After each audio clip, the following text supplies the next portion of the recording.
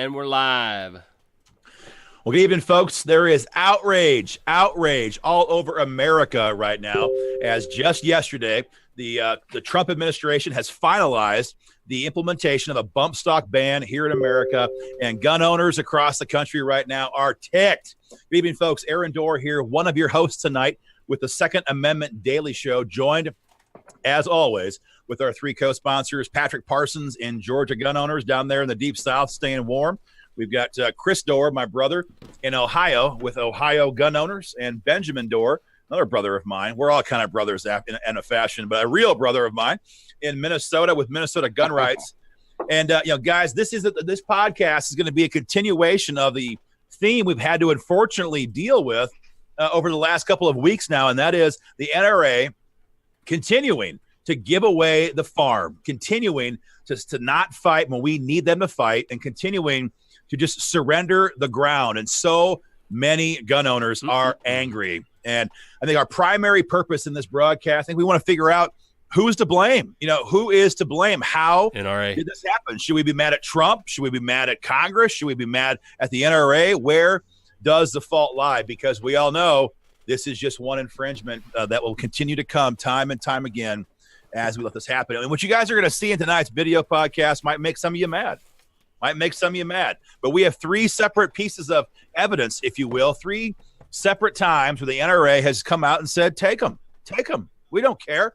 And I don't know about you guys, but I care when the NRA concedes the field. So that's the purpose of tonight's show, guys. As always, be sure and comment in whatever state you're watching this in. Of course, as you guys probably know by now, we do gun politics in a whole bunch of states. So if you're watching this right now in Wyoming or Wisconsin or North Carolina or New York or other states that you don't see on the banners here, be sure and let us know where you're watching from, because we're everywhere. As long as you have a rental car, we're good to go, and we're fighting for gun rights in state capitals all across the country. So, guys, that's kind of what we have for you tonight. This is going to be a pretty intense show. And again, we might make some folks mad, but we're losing ground, guys. I mean, we're losing ground right now. I think you guys all agree with me on that.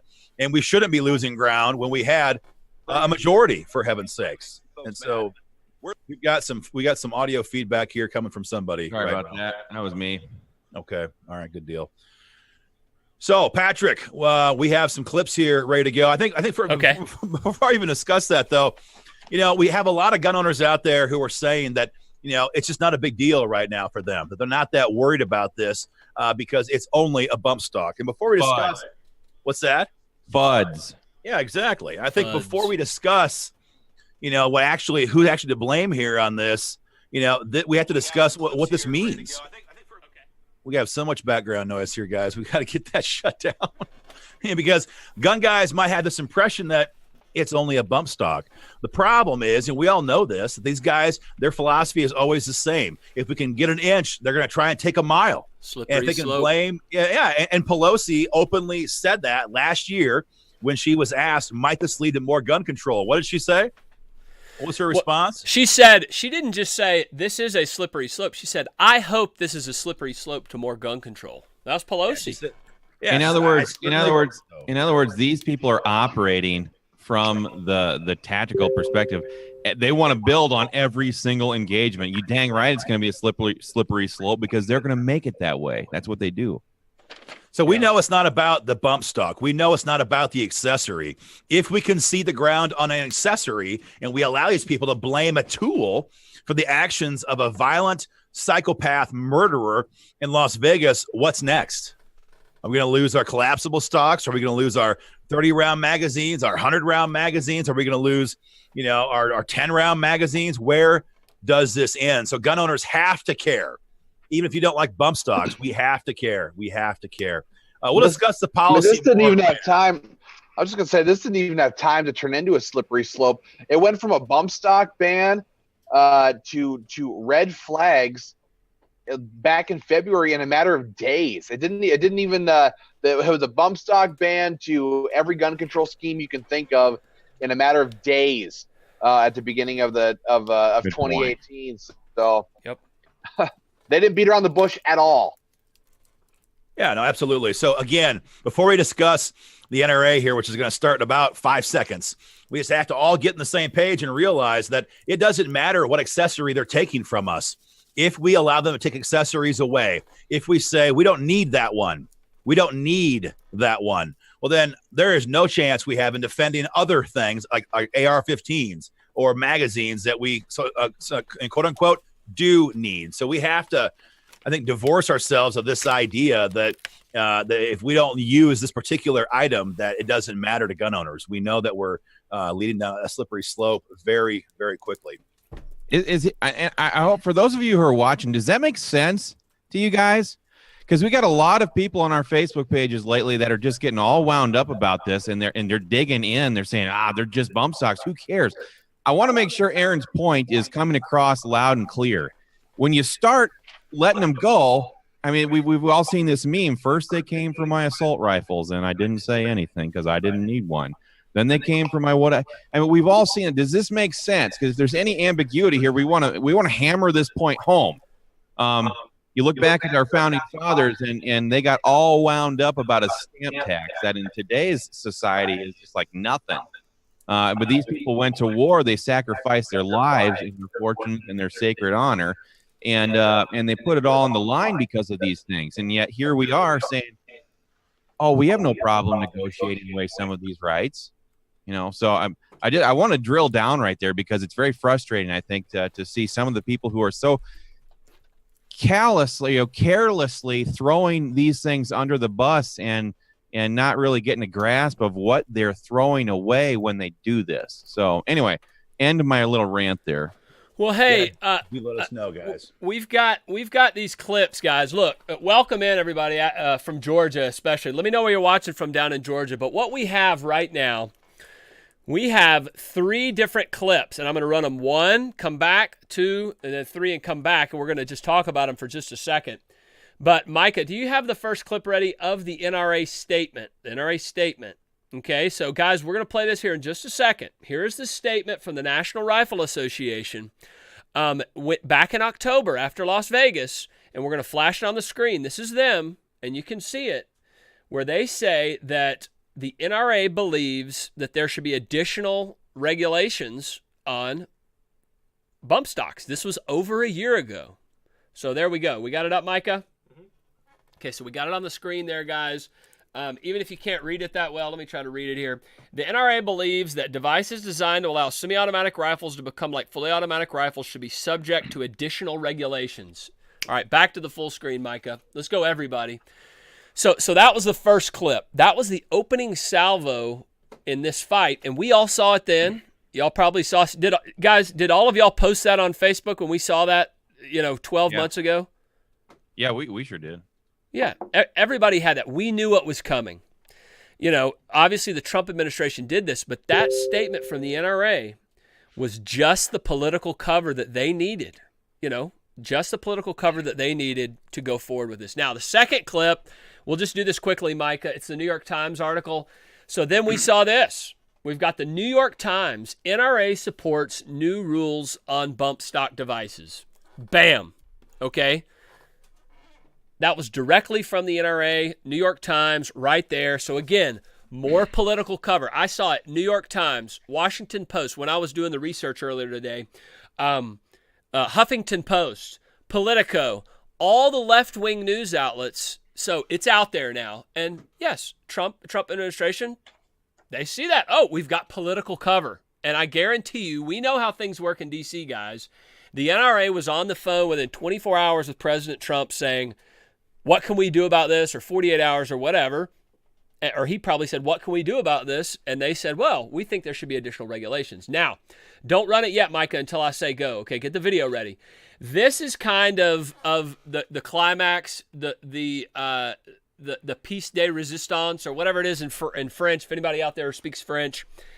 What you are about to see is video of the executive vice president of the National Rifle Association, or maybe it's just the VP, Wayne LaPierre.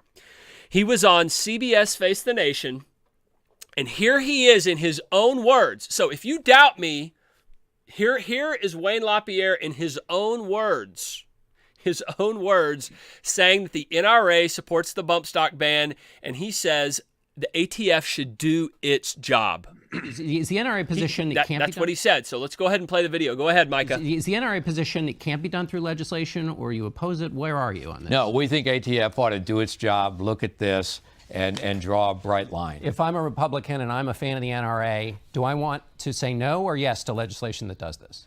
I think you want to tell ATF to do its job. It's an interpretive issue, and they need to get the job done. So there you had it, guys, right from the horse's mouth. That is the NRA supporting the bump stock ban on national television to millions of people. So that's the evidence I have. Any of you guys here that are on with us, Chris, Aaron, Ben, go ahead and pick up on it if you have any thoughts. But what more evidence do we need to show that the NRA is not on your side on virtually any of these issues? And if this is a slippery slope, they started it. They started it. Well, we've been hammered on this, I think, for a couple of weeks now. Before we even discuss the minutia of this betrayal, it's just to kind of remember where the hell we were when this happened. I mean, we just got past. Well, we were 10 months past the election. I mean, we just got past the fear of having the Obama administration come after every one of our guns and our BB guns, for heaven's sakes. We just got the idea that perhaps we could go on offense. Maybe we could finally get some freedom back. National reciprocity, the National Hearing Control Act. All these things we could finally maybe regain some lost ground. And then within a matter of less than a year, the NRA comes out there and totally threw a landmine, threw a hand grenade into the forward momentum that we were making as gun owners. They obliterated it. Because once Dianne Feinstein, once Nancy Pelosi, once all these people in Congress watched the NRA tuck tail and ran away, they knew that, boom, we got them on the run. Now's our chance to go for it. And they did. I think another thing, too, is that we've seen that Trump is malleable. Like, he responds to the grassroots. I mean, he hears what the people are saying. So the day that Wayne LaPierre and Chris Cox put out this statement, I mean, he would have known immediately that this thing is going to be a little bit controversial, and he would have looked right over and looked to them for some input as the natural, the biggest stakeholder in the conversation. And if they had sat there and simply said, no, Mr. President, 2020 is going to be a very difficult year, and we want to be able to support you 100%. We're drawing the line here. Absolutely not. But, that just hasn't been their policy. But I mean, President Trump has shown that he's open to hearing this stuff. If they had gone through the door and had that conversation, I don't think we ever would have been anywhere close to where we are.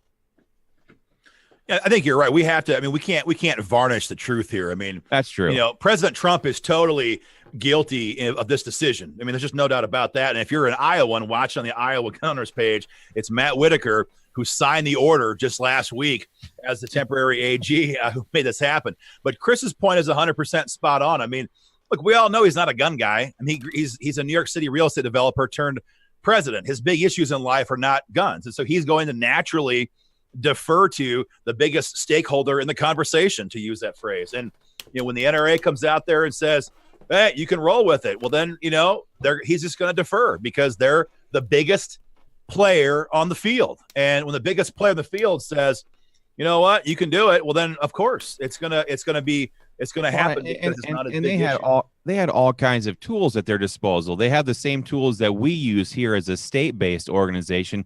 They could have gone to their members and started firing up their troops and saying, hey, let's start bombarding the White House with your calls, your emails, your messages and stuff. I mean, it's but no, they didn't do that.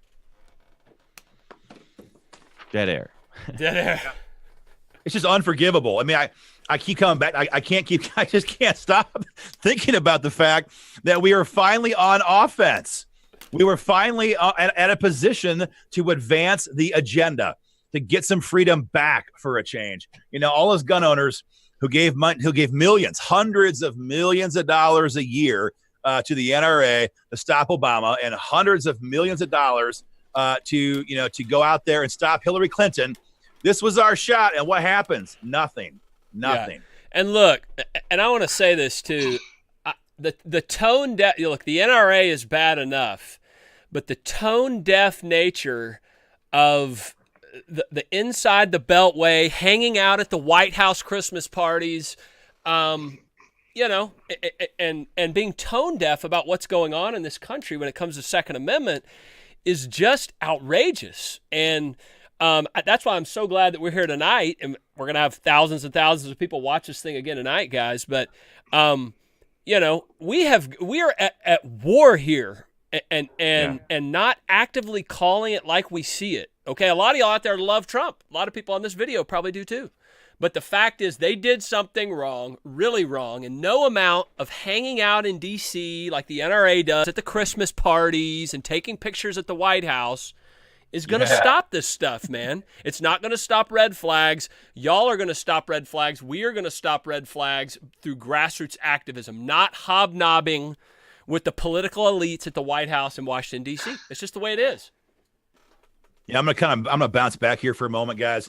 In case you're getting tuned in right now, we're gonna readdress the point we made about 10 minutes ago. I have a comment here from Chris in Missouri, and I'm not gonna slam you, Chris. Don't worry about that. But he says, "Sorry, I'm a gun advocate, but y'all are you're overreacting to this way too much, way too much. If it was a slippery slope, the full auto ban would have been the start. We'd be a lot worse off today as gun owners."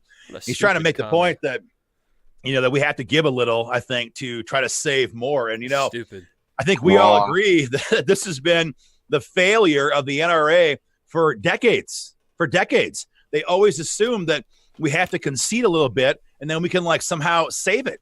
But I mean, Chris, I mean, if you were ever involved in a schoolyard fight when you were in second grade, you know, if a bully knocked you down and you laid there and just took it, is he going to like leave you alone? I mean, that's just not how life works. And that's dang sure not how politics works. If you don't fight back, if we don't stand up and say, we don't care if it's a bump stock, we don't care if it's a collapsible stock, we don't care if it's a binary trigger, we don't care if it's a 30-round mag, we don't care if it's a tack light, you know, whatever it is, these accessories are part of our right to keep and bear arms. And while technology changes, damn it, our rights don't change. We don't lose them based on, you know, as time moves down the road. And so the idea that we have to sit here and just say, you know what, I don't personally own a bump stock or personally think it's cool, so I don't care, that is short-sighted. And we're going to have to hit that point, I think, off and on tonight. All you need to do to put that into perspective is look what's happening as a result of this stuff.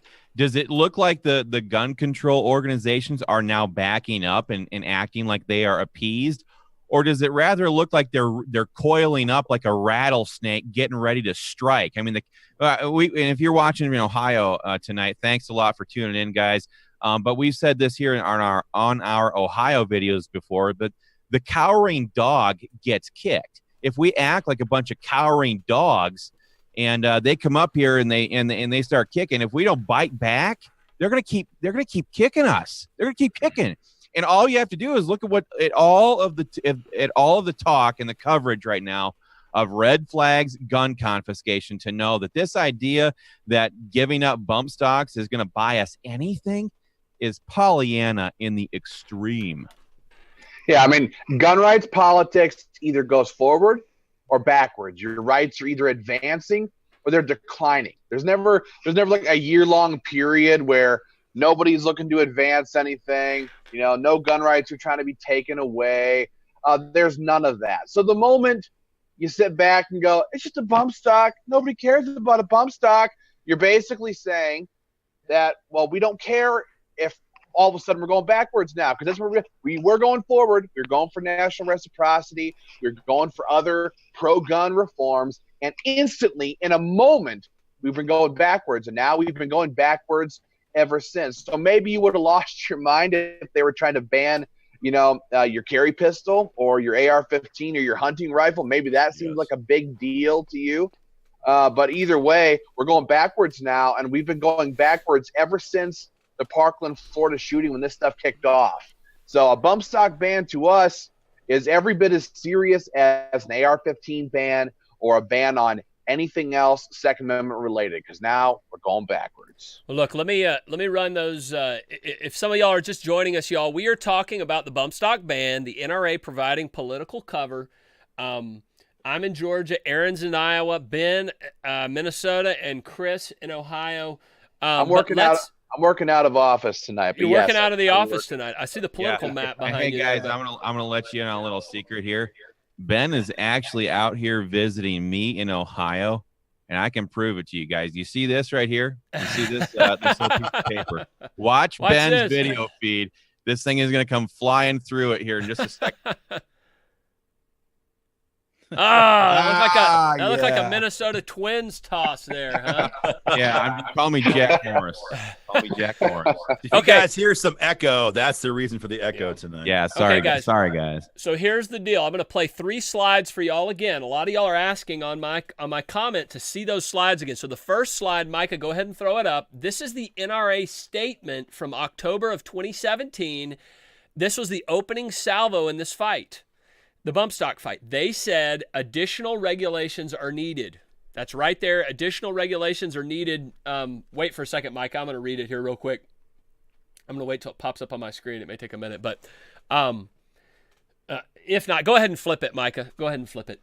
And so there you have it, guys. That was the opening line from the NRA after Las Vegas. They said that quote-unquote bump stocks need additional regulations. That is a statement from the NRA website, directly from their website, from LaPierre and Chris Cox. And then now we have, you see all these stories starting to come out. Leave it on this one for a second, Micah. You've got the NRA supports new rules on bump stock devices. That's New York Times, Politico, Washington Post, Chicago Tribune, LA Times, all across the country, Huffington Post. Okay, back to us, Micah. And then the final one, the whatever the French word is that I used earlier that I have no idea what I'm talking about, is the video, and not yet, Mike, I'll tell you when to go. The Wayne LaPierre, the executive vice president of the National Rifle Association, going on national television, and telling the world that the National Rifle Association, the NRA, is okay with the ATF doing their job, aka regulating bump stocks. This was 14 months ago. Here we are, 14 months later.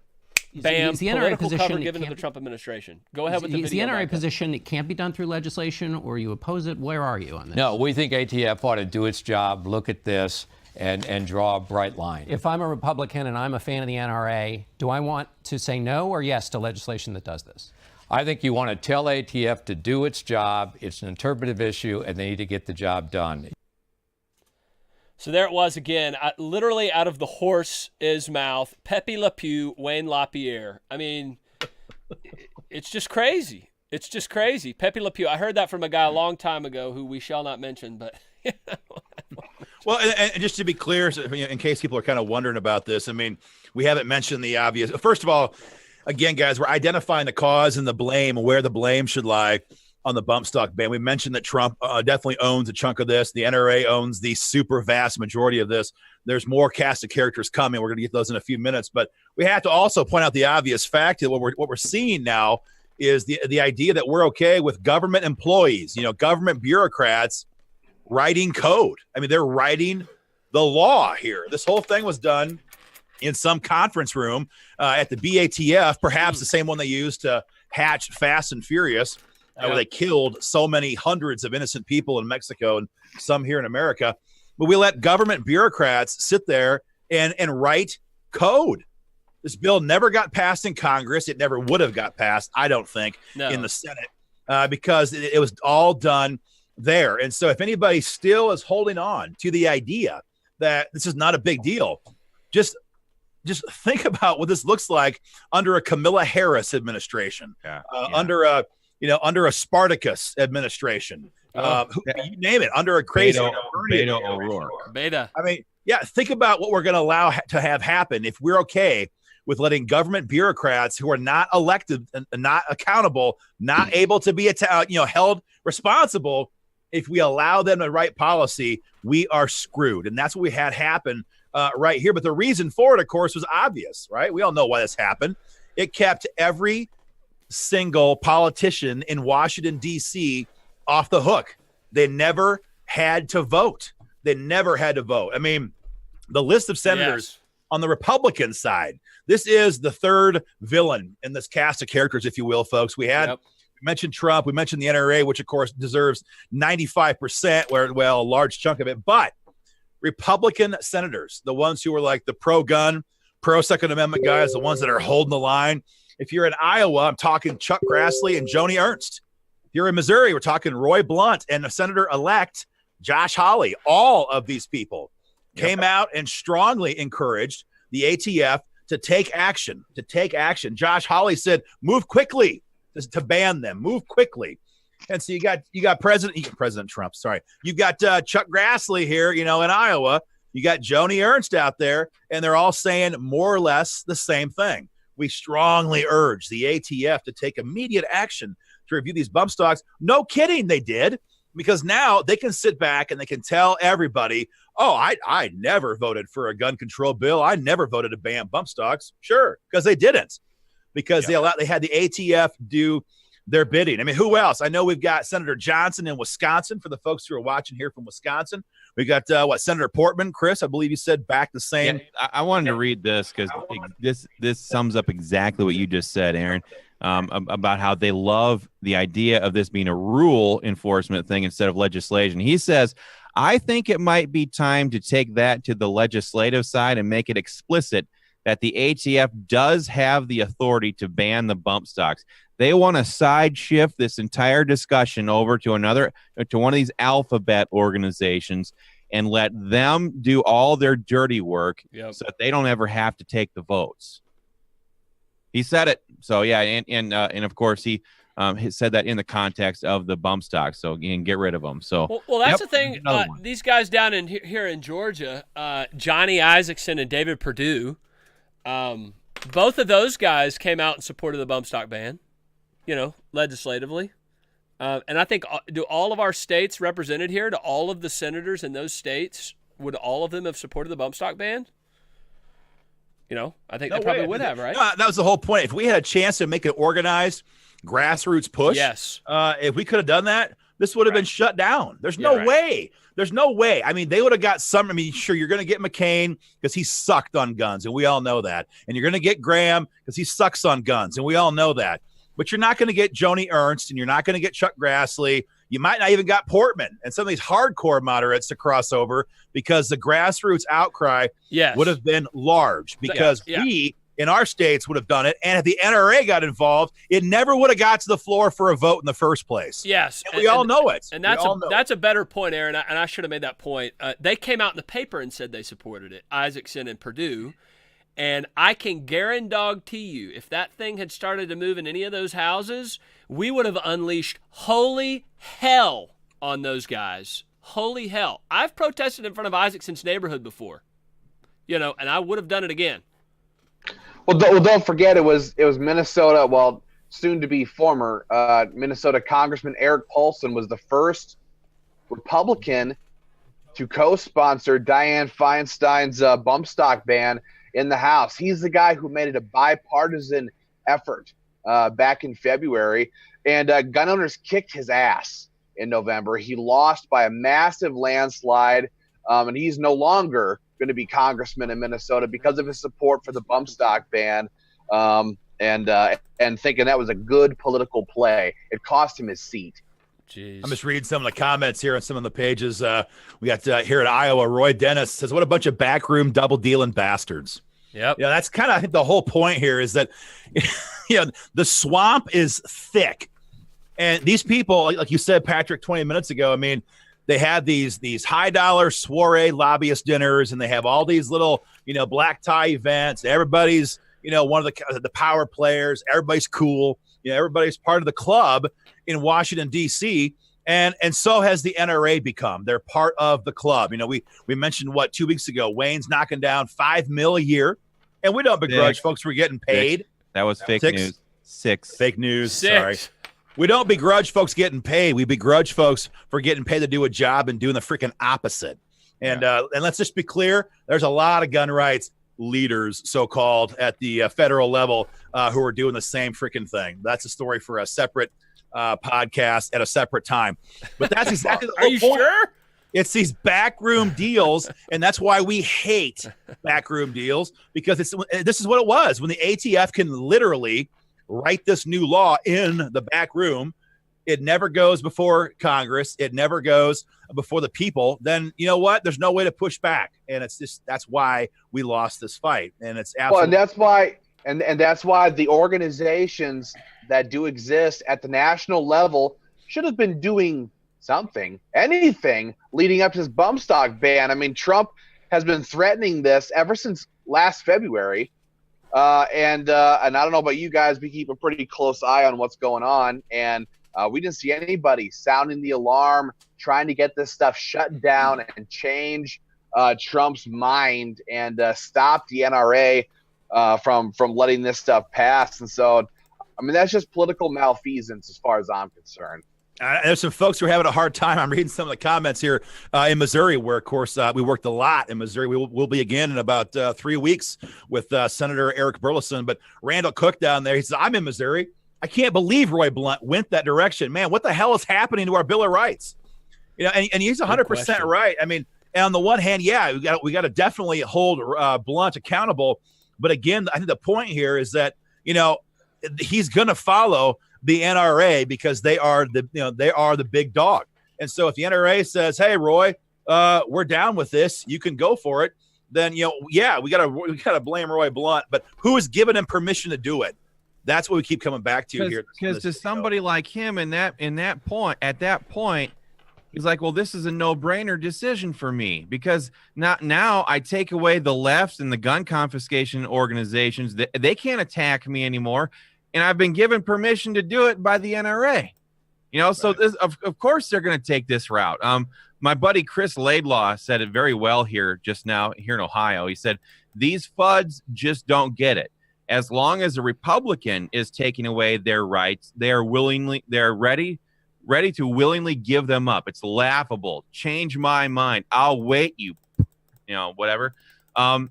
It's true. It's just like we're all willing to sit here, and as long as it's our team that's managing the decline of our freedoms, we're willing to just take a sideline and let it happen.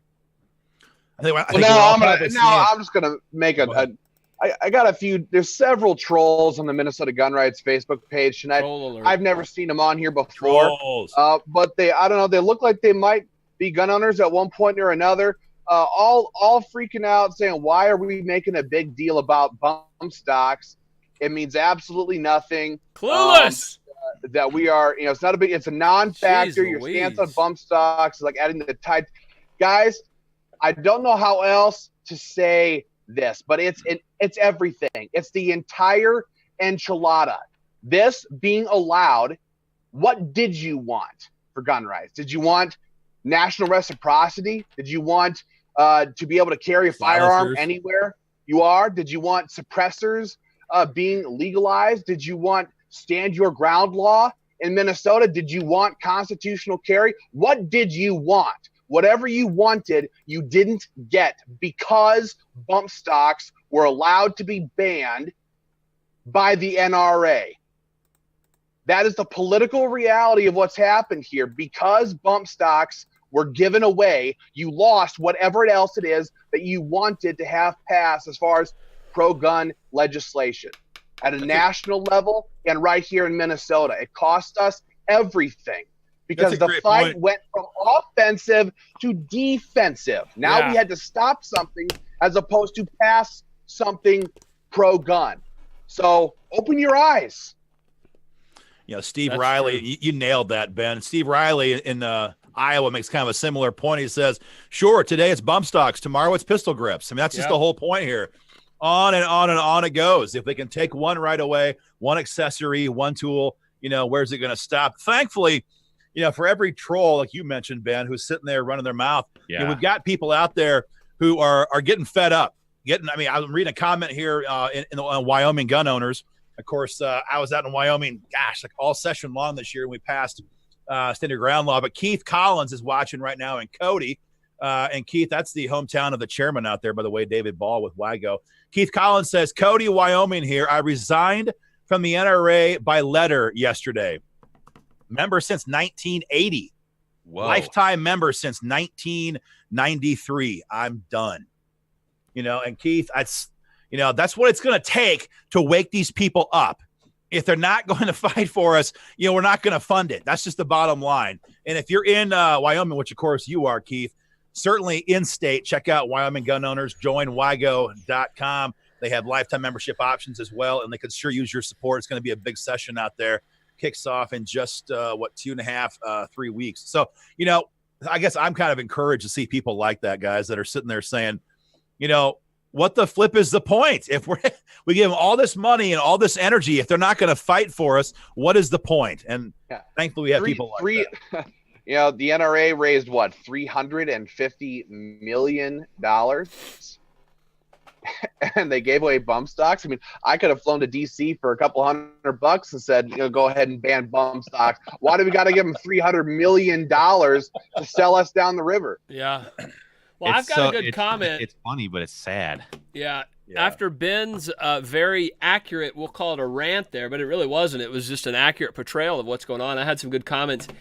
David Peachy McSunshine in Georgia. The Georgia people got fired up during Ben's rant, and he said he needs to say this. Imagine if a Democrat was in office and asked for the ATF to ban AR-15s by redefining them as machine guns. Yeah, why not? I mean, that may be a little bit of a stretch, but yeah, why not? I mean, this is setting a precedent. Mike says it starts with bump stocks and doesn't stop there. This retired Marine says, stop it now. Douglasville, Georgia. Thank you for your service, Mike. I got to compare. I love these comments. I got to compare and contrast. Oh, shucks. My screen just refreshed and I lost it. Someone take this conversation. I'm going to go find this comment and come back in here in just a moment. Well, I was going to say, I'm seeing dozens, probably 24 comments on the Minnesota Gun Rights Facebook page saying I'm not renewing my NRA membership. Yeah, I am not doing that. This fellow right here, his comment just slid past. He said, I'm no longer going to support anybody who is not no compromise. Preach it. I love it. Gary says no more NRA after this. I'm canceling my membership. Yeah, Tom Robinson says I'm going to renounce my NRA membership over this also. And I can't. Maybe that'll teach them a lesson, folks. If they drop from renounce it. If Wayne LaPierre has to take a cut on his $6 million a year salary, maybe he might start to wonder if there's something wrong. Yeah. Well, all they had to do was turn to their membership like we turn to our membership, because we know that that's where our strength is. It's in our membership. It's nowhere else. And all they would have had to do is say, hey, 5.6 million or however many of you there are, let's light them up. Light them up. Give them both barrels, everybody. We're not letting this die on the field of battle. We're going out there to make sure we defend our freedoms here. And the entire country would have backed off of this thing 2 seconds mute, later. Ben. 2 seconds later. Absolutely. Yeah, I can't find the comment because my screen is just scrolling so fast. But we had a member in Missouri Firearms Coalition member. Well, I'm sorry. No, he was just a guy on our page. And he was kind of lighting us up. He's like, I'm sorry, but no civilian needs an assault weapons like an AR-15 or a bump stock. And at the same time, the exact same time, a member of Iowa Gun Owners comes on and says, I'm tired of trading for anything. I want it all. And I love that sentiment. I mean, we don't want to make these deals. Right. We shouldn't have to trade for our freedom. We want it all. We want bump stocks. We want everything. We want it all. And the fastest way to lose it is to start playing these bullcrap games and giving people chunks of our freedom. So, yeah, I'm not sure if you guys are members. I doubt some of these people are who are on our page right now. But, look, it's no lie. All these state groups you see here, plus the ones that don't have banners up here. Look, we all have organizations in our states that are compromised, gutless, butt-kissing, politician-protecting organizations. I mean, we can name some names. We got George Carey. We got Buckeye Firearms Association. We have the lovely Iowa Firearms Coalition. We have the Minnesota Gun Owners Caucus. We've got Wisconsin Gun Owners. We got all these organizations. Look, if you want to be a part of an organization that wants to make all these deals and kiss all this ass, that's fine. But you're better served not being on our platforms, because the members of these organizations are true patriots and they don't give a crap what some lawmaker says, and they don't give a crap what anybody else says about how much freedom they should enjoy. as Tyler in Iowa said, I want it all. And that encapsulates what we're doing here every freaking day. And if the NRA doesn't want to play ball, then screw them. If they're not going to fight for us, then that's the end of it. Absolutely ridiculous. Yeah, not to look too far back. Ben, go on mute, please. Not to look too far back into history, but whenever we come to these kinds of conversations where there's division in what's supposed to be a unified rank, I kind of look back to the way it was in the Revolutionary War, and the true patriots who fought and died and gave everything to make this country a country, and pound that tyranny back down Britain's throat. They were constantly fighting this flanking action the entire time, and that was the loyalists that poisoned the cancer that existed in the early American colonies. And we're not asking for everybody to agree with us here. If you don't have the stomach for the fight, just get on the sidelines. Get on the sidelines. Don't become full-blown loyalists. Just get on the sidelines and let those who want to fight. Just stop trying, because they took this stuff very seriously back then. Who are we to sit here and say, they paid the price in full for our freedom, and we have it all. We have a right to it all, but we're just gonna negotiate away a little bit. We're gonna back off here and let a little bit of this go. It was paid for in full by our ancestors and by those who have served before. It was paid for in full, but now we're just going to give some of it away. That's just un-American. And sorry.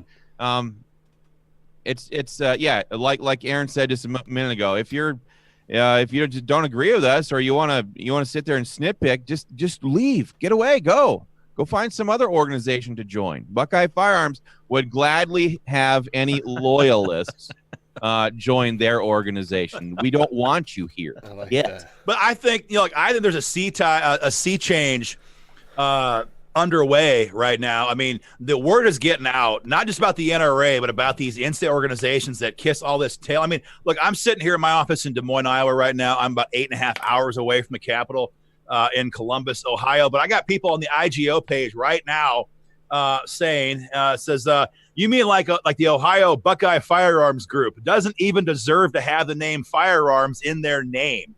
And these are people who are 8.5 hours away. I mean, look, you guys, they rock. We are going to freaking call these people out. Those are my people. And now that we're 3 weeks away from session kicking off in about a cajillion states, we are going to call these people out. We're going to call out fake federal organizations. We're going to call out impotent federal organizations. We're going to call out fake state organizations. We're going to call out impotent state organizations. If you don't want to fight, then get the hell out of the way. Woo!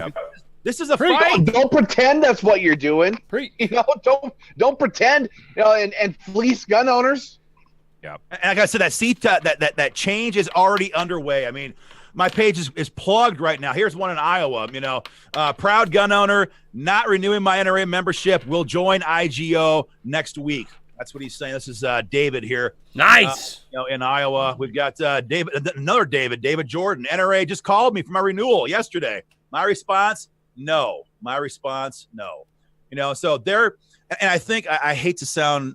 You don't want to make this too personal, but we have these conversations with gun owners sometimes. I get these older gentlemen who have been NRA members for sometimes 50, 60 years. It's literally a part of their DNA, and I respect them for being involved in the fight in the best way they knew how, for all that time. But they get pretty upset when they kind of contemplate some of this. But I think what encourages me is that while we still try to work with that individual, his son, he gets that he's being screwed, and his grandson is like, hell no, I'm going to fight with an organization that wants to throw down. Not some group out there who wants to play games and pay their top guys $6 million and have the high life in Washington, D.C. I want to fight because I know that this is an actual fight, and if we don't fight for it now, we're screwed. And so I like to see that his grandson, is the one out there who is they're just not buying the crap anymore. They're not buying because it's not even their fault. It's not even their fault because 10 years ago, 20 years ago or 50 years ago, what happened in D.C. stayed in D.C. Heck, what happened in Des Moines, stayed in Des Moines. What happened in Atlanta stayed in Atlanta. And there was almost no ability for the word to get out. But that is done. That is done. And organizations like the ones you guys see on the screen here right now are going to be that voice. And we're, like I said, we are going to call a spade, and we're going to call these scoundrels out because they deserve it. Look, it was not the NRA. It was not the NRA who called out and brought the heat down on top of Congressman Eric Paulson. Now, we're a state gun rights organization, but it was the members and supporters of Minnesota gun rights who ran Eric Paulson out of office. The NRA, they did nothing.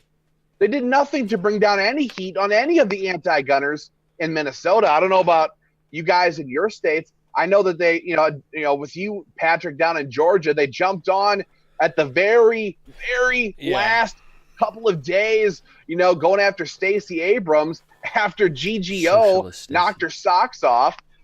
They jump on at the last moment, or they do nothing at all. It's the state organizations, Minnesota gun rights members and supporters who knocked people like Eric Paulson out of office in Congress, not the NRA. So if you're sitting there going, well, they're national, your state, well, it was our state, guys.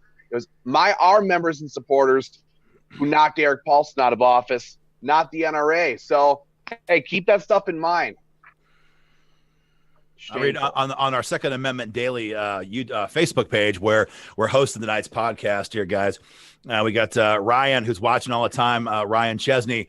Doesn't have to be a want or a need. It's my right, and I will not, in capital letters, not support any group that isn't willing to that is not willing to protect my rights. Andrew Grunwald says, I've reached out to the NRA and have no response on the crap they have pulled. I think you're not the only one, Andrew. I think you're one of cajillions of people right now who are calling them. And sometimes people try to figure out if we're telling the truth or not, but there's nothing left to be verified. I mean, we're playing, we've been playing the audio clips. We're playing the videos. We showed you guys, the video 2 weeks ago of Chris Cox loudly calling for red flag gun seizure laws. Now you're seeing Wayne set up. What'd you call him, Patrick? What was that nickname? Pepe Le Pew.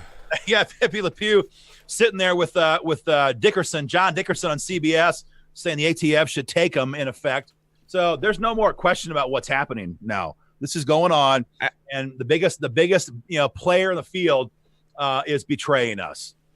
I almost feel like we should play some of those videos and stuff over again because there's a, as we all know, a lot of these people cycle through. You want to throw that stuff up again, Patrick, especially that video. I mean, let's run Micah. Let's run the New York Times piece first. So what y'all are about to see, if you're just now joining us, everybody, we are talking about the bump stock ban signed by President Trump, or the ATF, President Trump's ATF. But the political cover was provided by the NRA 14 months ago. And the first thing we're going to show you here is the NRA supports New York Times. There's the piece. And then coming up next is Wayne LaPierre. This is 14 months ago on national television. National television. Okay, there's the statement from the NRA that Mike has just popped up there saying they support it. So they provided the political cover. This is very, very important. Yes, Trump should get heat for this, but the NRA provided the political cover. He knows they're the big dog on the street on this, and he did it. So now here's the video of Wayne LaPierre on national TV saying that the NRA supports, basically saying that the ATF should ban these things. Go ahead. Is the NRA position it can't be done through legislation, or you oppose it? Where are you on this? No, we think ATF ought to do its job, look at this, and draw a bright line. If I'm a Republican and I'm a fan of the NRA, do I want to say no or yes to legislation that does this? I think you want to tell ATF to do its job. It's an interpretive issue, and they need to get the job done. So there it was, guys. And I want to make a point because a lot of people say, well, Trump should get heat. And we talked about, and he should, and we talked about the fact that when this happened, some of y'all may remember that we signed multiple letters, a group of about a dozen state-level gun organizations, and I personally had a contact at the White House who works on Second Amendment legislative issues, and we put in no uncertain terms should there be any gun control passed out, and we listed off all the red flags and all these different issues. But ultimately, they got to pass the buck. They didn't take it before Congress, where I think there would have been massive pushback like we talked about earlier. And so they just passed it off to the ATF with the political cover. So all these gun groups saying no, but with the political cover of the NRA, they did it. And I think had that cover not been there, it would have been a lot more difficult decision, may not have even happened. Really. And again, it never would have got to the floor of the Senate, is my guess. If they had not had the cover from the NRA, if the NRA came out and said no and hell no, it never would have got to the floor. All these senators, Isaacson, Portman, Ernst, Blunt, Cornyn, Grassley, Imhoff, Senator-elect Hawley down there in Missouri. I mean, all of these people would have never stood up there and said, "Yeah, we're going to vote to take them away." This was a look. Just because we all despise politicians doesn't mean we can't respect a smart political tactic when it screws us over. Especially, this was a smart tactic. They can stand there now when they come back, to events in Springfield, Missouri, and Spencer, Iowa, and Spring Valley, Ohio, and say, "Oh no. We never voted. I never voted anti-gun. Never. And that's true. It's true, because this little deal allowed them to have the ATF take care of their dirty business. They can now tell the media, "Oh yes, we were responsive to gun violence," and they can tell gun owners, "Oh yeah, we never supported gun control." You see that? It's just such a screw job, and it's our Second Amendment rights that are paying the price. And they've been doing it for years. We talked about this on another episode. We don't have to go into all these issues, but I was listening to them off today on Georgia Gun Owners Live. So now we have bump stock ban, fix NICS, gun-free school zones. I didn't even mention John McCain and Mitt Romney, both of whom supported gun control. Lautenberg gun ban. What else do we have? Brady, the machine gun ban in what was it, 86? The 68 gun control, the 38 and 34 major gun control acts, where they admitted that they wrote the legislation for Franklin freaking Roosevelt, guys.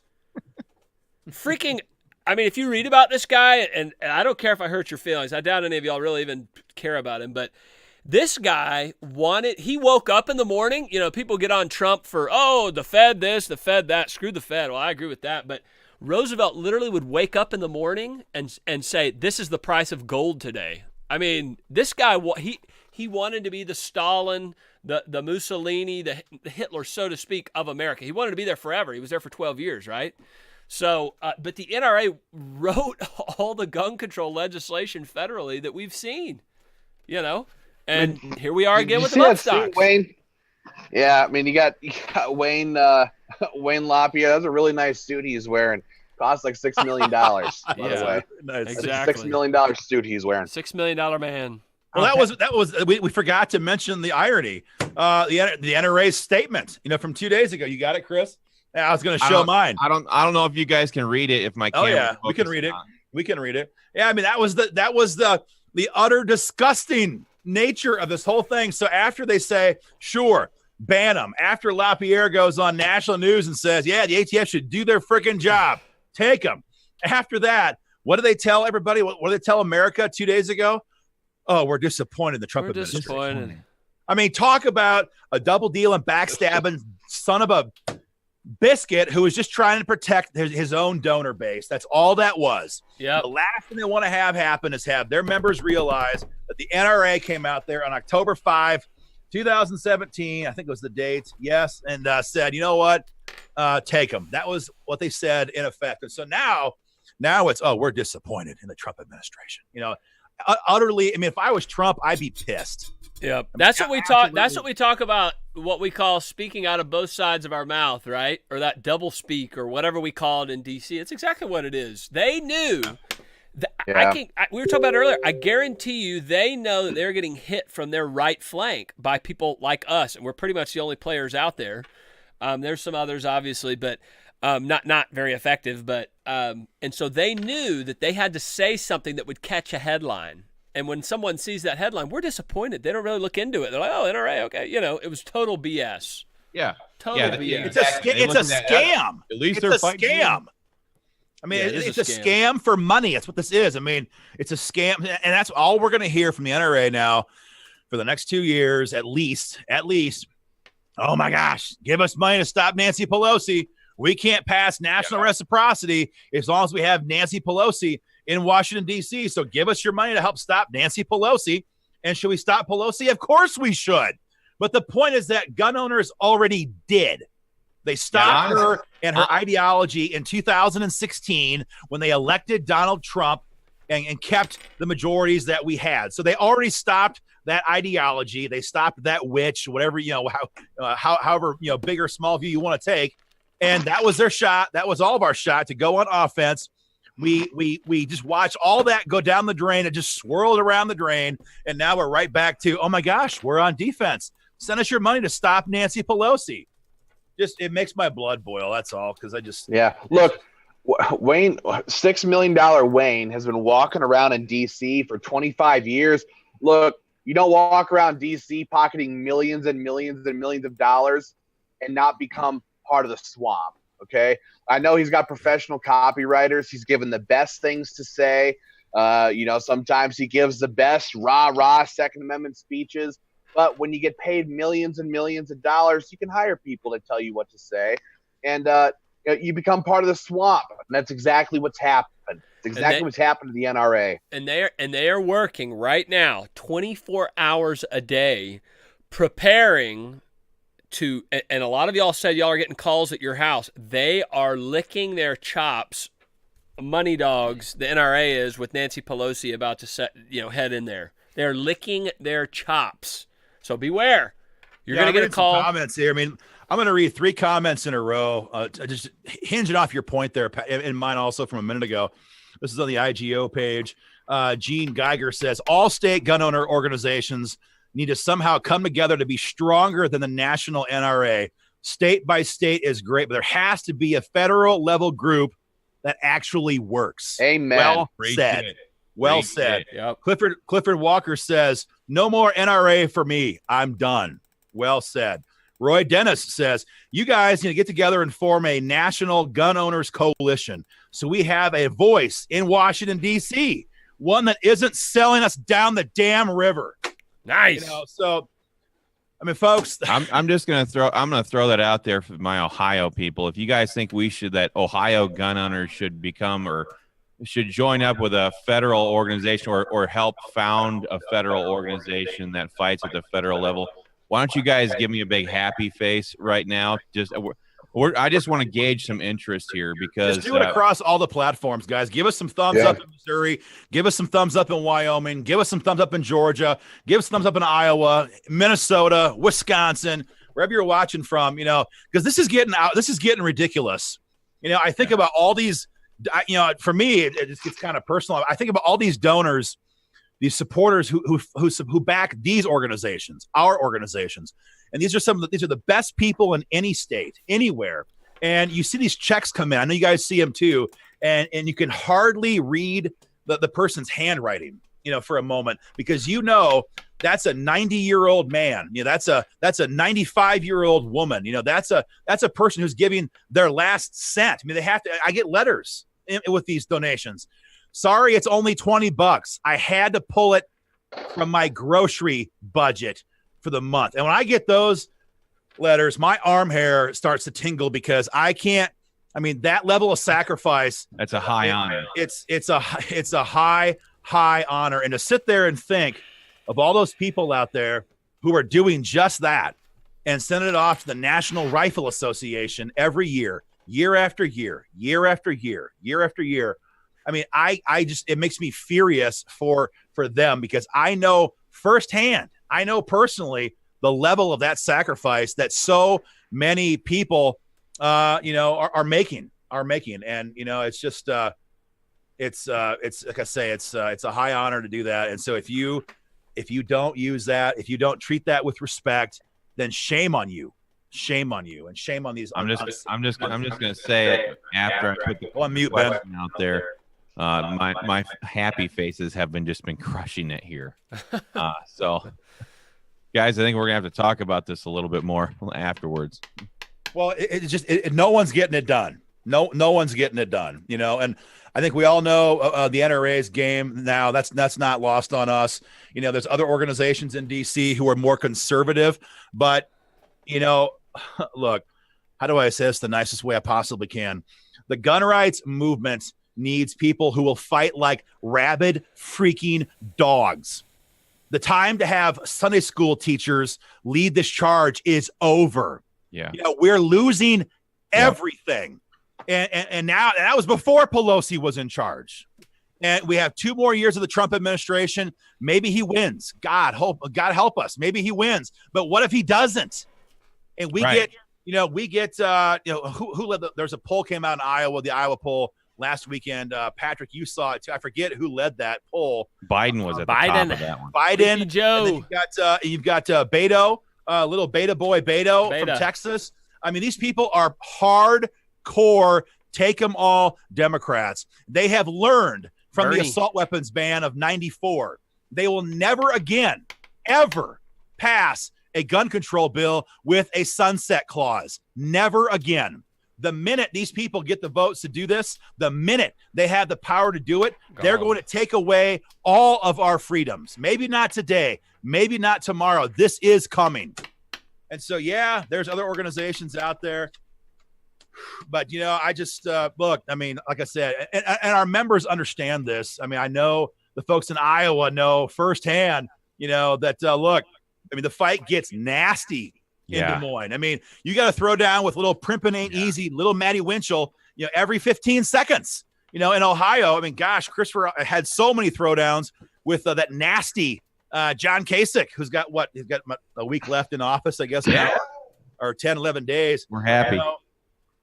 It's been the same in Georgia, and it's been even worse in Minnesota than it has been in Iowa. We had the Speaker of the House was screaming in our face last session, screaming face to face at Chris and I in the state capitol, trying to shut us down for calling him out for being an anti-gunner. So we know what it takes. I mean, and it's not that I'm not saying that we have to be personally nasty. We don't call people names and knee them in the groin in the elevator. But as an organization, sometimes I do. Hey, the names even though I will admit this is extremely tempting. Extremely tempting. But I mean, at the end of the day, the organizationally have to have a killer attitude. It is kill or be killed. It is eat or get eaten. Reach in politics, and these people are playing for keeps. Yep. Nancy Pelosi, she's not going to be alive very long. Dianne Feinstein, she's like 80 plus years old. That's what she's you going to think. be dead before. And these people are determined to gut what we have left in any way they can before they're finally out of office, one way or the other, by retirement, by being unelected, or by dying in office. And here's something we know simply from our experience at the state legislatures and everything, and that is these people aren't superhumans. What happens at the state legislatures, it's the same disgusting game at Congress in DC.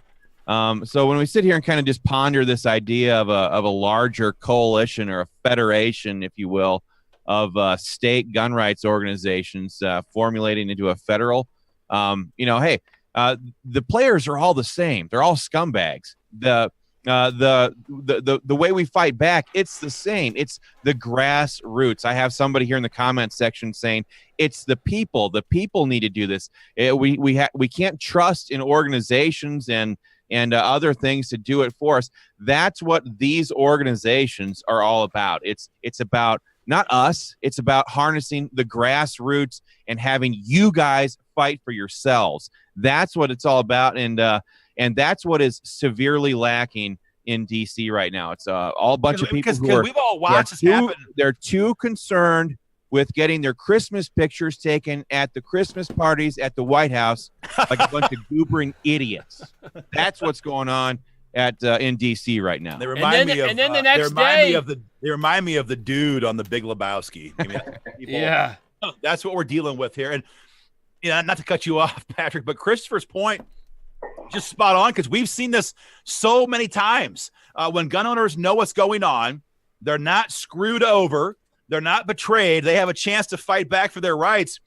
Guess what? Politicians get their asses kicked at election time. It happens over and over and over. I mean, we have dozens of anti-gun politicians here in Iowa who line the gutter of Iowa political history. 34-year incumbent Senate Majority Leader Mike Gronstal killed politically by gun owners. I mean, it's not just in Iowa. I mean, let's see here in Georgia, what'd you spend, Patrick, knocking out or making sure your gun owners knocked out a socialist Stacey Abrams? I mean, you guys went to war out there. $100,000, man, $100,000. I mean, so and what happened? You know, gun owners had the facts, and boom, she's gone. I mean, it's not just in these states; it's also in hardcore red states. You look at Wyoming. The members of Wyoming gun owners, some of whom are in the House tonight, gave a ton of money to Wyoming gun owners, and they spent it very wisely going after and exposing anti-gun, corrupt Republican lawmakers like Senator Fred Emmerich, 12-year incumbent. And guess what? Little Freddie, he's gone. Out. He's gone because WIGO members said, you know what? Get the hell out. You know, and so when like Chris said, it's about these people. It's about the members. And when the members have the facts, the members are given the full story and not screwed over by their quote-unquote leaders at the state and federal level, you know, great things happen to bad politicians. Namely, they lose their reelection in many cases. And that's exactly what has to happen. That is really something that separates. Sorry, I mean, we're all fighting for the microphone here, but that's something that separates our organizations from any other type of organization that is out there. We are full-blown transparent. We let people know nearly everything that we do. I mean, there's a lot of the minutia, boring stuff that goes on behind the scenes, but maybe we need this type of an organization in DC fighting so that everybody actually knows what's going on, what the donor dollars are actually being spent on, what ads are being bought in what congressional districts. I mean, there's so many things that need to change. We see a lot of people here on our Facebook page on Ohio Gun Owners right now saying, join with Gun Owners of America. Well, I got to tell you, that's a completely different style of an organization. It's largely, educational organization. It's not the brawling, bare knuckles, no holds barred type of an organization that is desperately needed in DC. That's what Ohio Gun Owners is here in Ohio. And as we sit here and talk about this, all of us, I think that's something that would probably need to be addressed is we're not looking to go and join what is already in existence, because what is already in existence is not working. It's not working. So that's true. Bobby Calhoun in Minnesota says it needs to be done, and I'm in. And then he said we need in-your-face people fighting for us. We couldn't agree more with that. I think as we kind of wrap this thing down here, I think we're at that point here, guys. Unless I'm wrong, I think it's just important again to kind of recap what we're talking about, which is the simple fact of the matter that Trump screwed up big time on banning bump stocks, no doubt about it. And but he was given a green light by the NRA, who came out there and said, absolutely, take them. We don't care. Have the ATF take them. And of course, he was given a big thumbs up from all these pro-gun senators. You know, we're talking about Ernst and Grassley, Imhoff and Portman. Where's my list? Isaacson and Johnson, Blunt and Cornyn, Josh Hawley, all these people who are like, oh yeah, take them, because they didn't have to vote for it. And so they get a pass. And that is the problem. You have the big lobby, which is the NRA, playing a game with, all they're supposed to be going head to head, fighting for us down there in DC. Instead, it's all one big game. So the NRA says, sure, you can take them. U.S. senators say, oh, okay, now we get cover on this. They collectively tell Trump, it's fine, just take them. And so what happened? They've been taken. And we've been taken for a ride. And that's the disgusting, dirty truth about this. It's going to happen again at the state level beginning in about 3 weeks. We know this firsthand. It's going to be all kinds of room for deals. We've talked about red flags repeatedly on this show, but red flags will be the defining issue of the 2019 session in almost every Republican-controlled legislature for sure, and all of them, and the Democrat-controlled ones. But what I'm saying is the deals, the compromises, that's going to be made in red states. Yeah. Red Iowa, red Georgia, red Ohio. Of course, they've already tried and lost. Red Missouri.